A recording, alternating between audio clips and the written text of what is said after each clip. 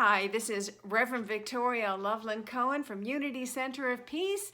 And last Sunday, January 3rd, we had our White Stone service. It's our traditional annual service where we are guided in a guided visualization, meditation, where we discover a quality or an aspect or way of being that we want to focus on for the year that will help us create a magnificent possibility in that year, in this year.